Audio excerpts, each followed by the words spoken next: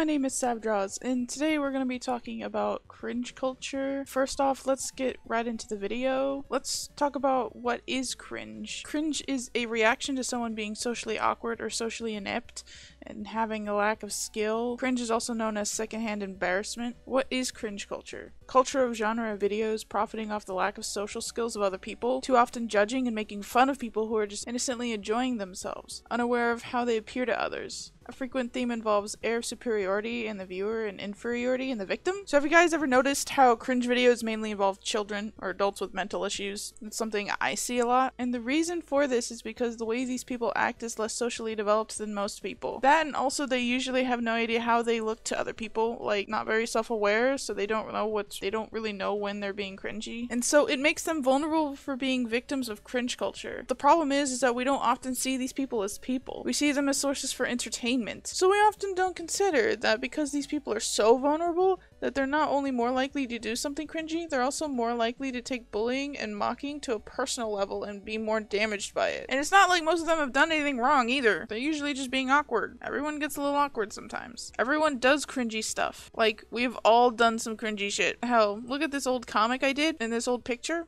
See? That's pretty cringy. If I was as popular as I am today when I made this, you know for damn sure this would be in a bunch of cringe compilations, especially for art. I would have grown up as a laughingstock. But I didn't know any better at the time. I thought it was cool. I thought I was having fun and I didn't hurt anyone. But to some people that doesn't really matter, does it? Maybe you're someone who's been a victim of cringe culture in the past. And if not, try for a moment to think about it in the victim's perspective. Now, while I have been a victim of cringe culture, I was lucky enough not to be a little kid. But when you are the victim of cringe culture, it causes a lot of stress and anxiety. Trust me. I know. Being the victim of cringe culture feels very shameful. You question everything you've done and everything you aspire to do, and it makes you afraid to do anything. For a long time it made me afraid to post videos. It made me feel like everything I did was cringy. I was afraid that every video that I would post would be in a cringe compilation for people to laugh at. Imagine what that does to a kid. How that changes their development to be publicly shamed, especially if they've done nothing wrong. I don't think that enjoying cringe material as a whole is bad. I think that we just need to be more careful and we need to recognize when a person is on the other end. Like, I used to watch cringe compilations myself. I thought it was funny and I thought it was entertaining.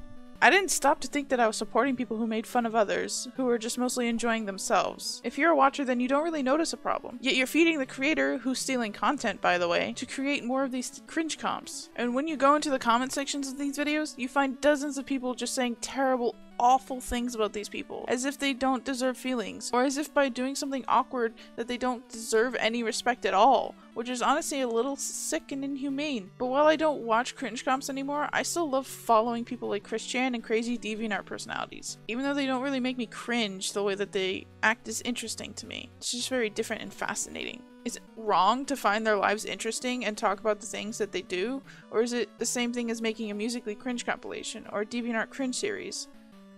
It's not, by the way. I don't think gossiping about cringy people is bad as a whole. I think you can do it in a way that's okay, you just have to treat the person with a certain amount of respect.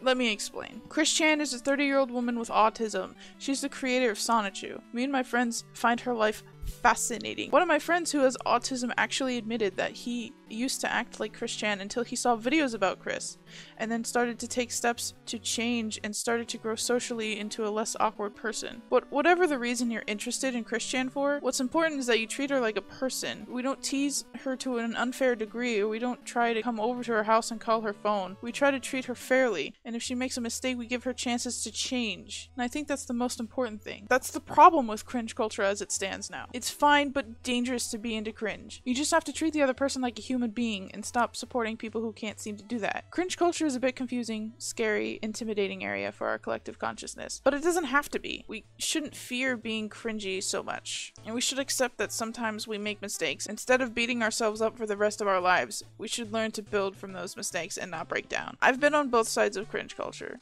I've admittedly made mistakes in the past. I've wronged some people and I've also let bullies break me down. If you are a victim of cringe culture, you must learn to change, but more importantly, you must learn to forgive yourself and accept that being made fun of isn't the end of the world. And if you're on the other side of cringe culture, you have to learn to be compassionate, to give people chances and to try to be more understanding, because in the end of the day, bullying someone for doing something that isn't hurting anyone is a really dick move.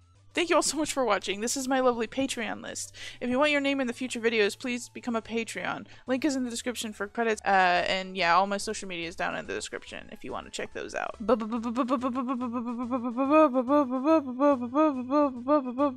Bye.